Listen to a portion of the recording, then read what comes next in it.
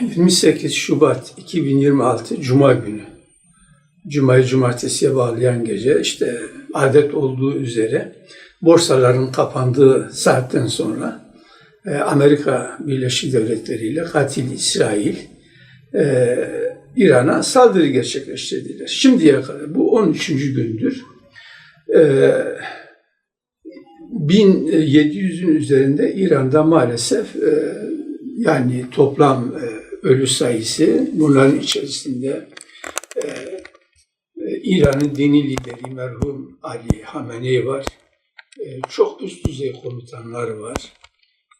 Ondan sonra bölgesel komutanlar var, bürokratlar var. Özellikle nükleer enerji alanında çalışan bürokratlara yönelik ciddi saldırılar yapıldı.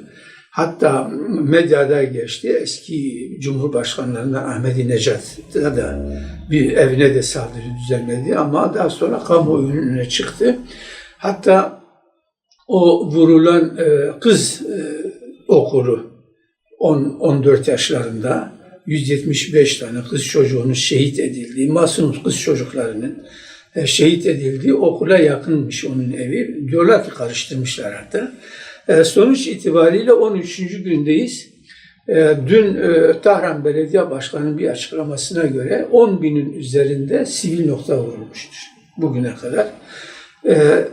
Gerçekten İran'a maddi anlamda çok büyük bir yıkım gerçekleştirildi.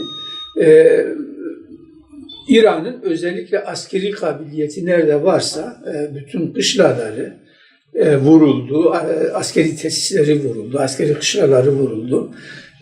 Yani basına sızdığı kadarıyla konuşuyoruz. Nükleer tesisleri vuruldu. Son zamanlarda artık enerji tesislerine de saldırı gerçekleştiriliyor. Özellikle Tahran petrol rafinerisinde ciddi yangınlar oldu, tahrip edildi. Dün rezil Trump'ın bir açıklaması oldu. Biz, Amerika İran teslim olmazsa biz İran'ın enerji altyapısını da yok edeceğiz tarzında açıklamalarda bulundu. Sonuç itibariyle gerçekten İran maddi anlamda büyük bir yıkım yaşadı. İnsan kaynağı açısından önemli bazı insanlarını kaybetti, şehit oldu. Ve bu şekilde devam ediyor. İran'ın buna misillemesi ne oldu? İran'ın buna misillemesi öncelikle Körfez ülkelerindeki Amerikan üslerine saldırı gerçekleştirdi. Bu üslerin bir kısmı İran'a 100 kilometre, 70-80 kilometre, bir kısmı 500-600 kilometre mesafede ve İran'ın ateş gücü menzilinde ve o günden beri gerek Küveyt'te olsun, gerek biraz daha aşağıda işte Umman'da olsun, Katar'da olsun, Birleşik Arap Emirlikleri'nde, Suudi Arabistan'da olsun ciddi manada İran, Amerikan üslerine saldırı gerçekleştirmiştir. Bazılarının ifadelerine göre burada Amerika ciddi kayıplar vermişti ama Amerika'nın kendi beyanlarına, Amerikan yetkililerin beyanlarına göre sadece işte 8 kadar asker ölmüş. İşte 10 küsur 20 civarında da yaralı var diye belirtiyorlar.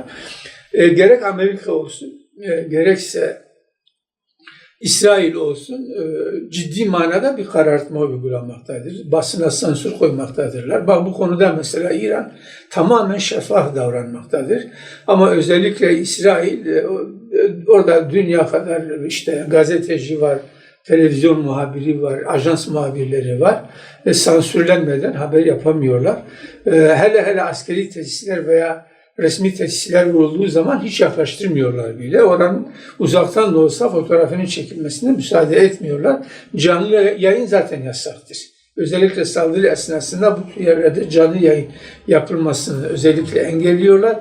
Neye müsaade ediyorlar? Diyelim ki bir İran füzesi yanlışlıkla bir sivil yere düştü. Siviller mağdur oldu. Böyle bütün orada bulunan bütün muhabirleri, ajansları çağırıyorlar. İşte mağdur edebiyatı yapıyorlar. İsrail'in politikası bu. Yani mağdur birisine yumruk vurur, kendisi ağlamaya başladı bana yumruk vurdu diye böyle her şeyi tersten gösteriyor. Bu savaşın seyri ne olacak diye sordunuz. bölgesel bir savaşa evrilir mi diye sordunuz. Savaşın seyri tamamen İran'ın direncine bağlıdır. İran ne kadar uzun süre direnirse savaş o kadar uzun sürer ya da İran diyelim ki bir Amerikan nükleer uçak gemisine ciddi bir saldırı yapar, batırırsa ya da ciddi yara alırsa Amerika çekilmek zorunda kalır. Ya da böyle yüzlerle ifade edilebilecek seviyede Amerikan askerini öldürebilirse ve bu da artık gizlenemez hale gelirse kamuoyu nezdinde Amerika çekilmek zorunda kalır. İsrail ise bu savaşın tamamen sürmesini istiyor ve ne kadar yayılırsa yayılsın bunun için o derece yara sağladığını düşünüyor. Tam burada en kazançlı çıkan kimdir? Elbette ki İsrail'dir.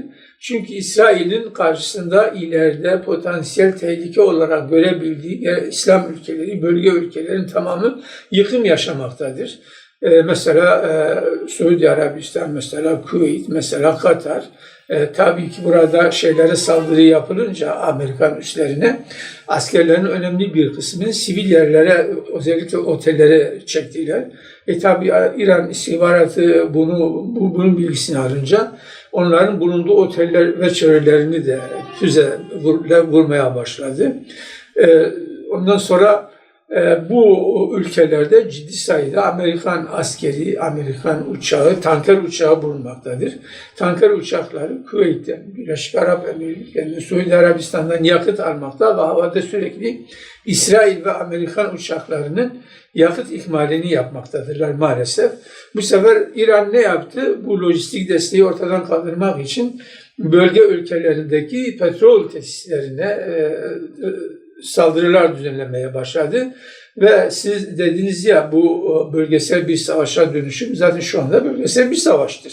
Çünkü İsrail bir yandan Beyrut, Lübnan'ı vuruyor, bir yandan İran'ı vuruyor, Amerika bir yandan İran'ı vuruyor, İran bir yandan İsrail'e füzeler atıyor, bir yandan az önce belirttiğim gibi özellikle Birleşik Arap Emirlikleri, Suudi Arabistan, Umman, Kuveyt, Katar gibi ülkelere ciddi manada füze saldırısı, menzili yakın olduğu için İHA saldırısı, SİHA saldırısı yapmakta ve şu anda bölge ciddi manada bir savaş yaşamaktadır. Bu bölgesel bir savaşa dönüştü. Yani, hatta Birleşik Arap Emirlikleri açıktan açığa o da İran'a karşılık verdiğini söylüyor. Ama öbür ülkeler daha çok savunmadadırlar. Sonuç itibariyle bu bölgesel bir savaşa evrildi. İleride ne olabilir? İleride işte birkaç gündür İran Basra Körfezi'ni özellikle Hürmüz Boğazı çevresini ticarete kapattı. Benden özel izin alınmadığı sürece 1 litre yakıtın bile, petrolün bile dünyaya satılmasını da engellerim diye bir deklarasyonda bulundu, açıklamada bulundu ve şimdiye kadar ciddi sayıda yük gemisi, kargo gemisi ve petrol tanker gemileri vurulmaya başlandı.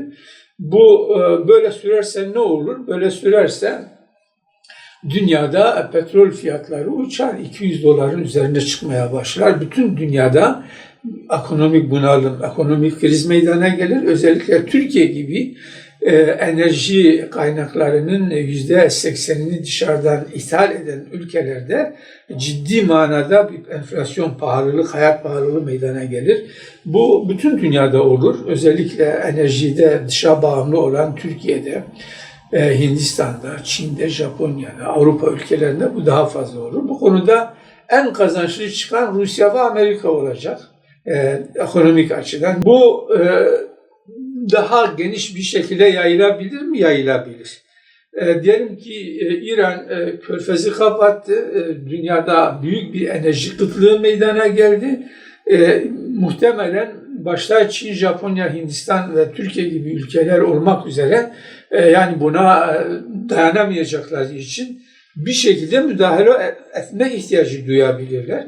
Ya da mesela işte geçenlerde Hatay ve Gaziantep'te düşürülen İHA'lar ya da balistik füzeler olduğu söylendi. Ya da bu şekilde Allah korusun Türkiye'ye de yansıyabilir. Burada Türkiye'nin politikasını hem akılcı buluyorum hem Türkiye'nin gelecekteki menfaatleri açısından Türkiye'yi koruyan bir politika olduğunu görmekteyiz.